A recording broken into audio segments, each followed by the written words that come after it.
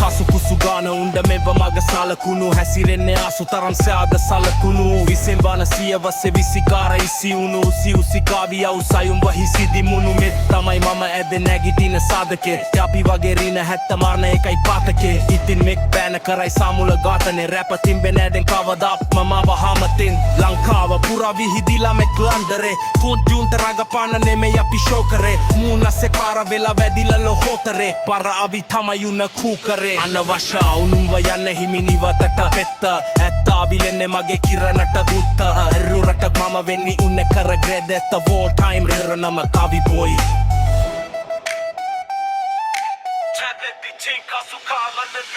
කසුකුසු ගාන උන්ට මෙම්බ මග සලකුණු හැසිරෙන්නේ අසු තරම් සාද සලකුණු විසෙක් වන සියවසේ විසිකාර ඉසිවුණු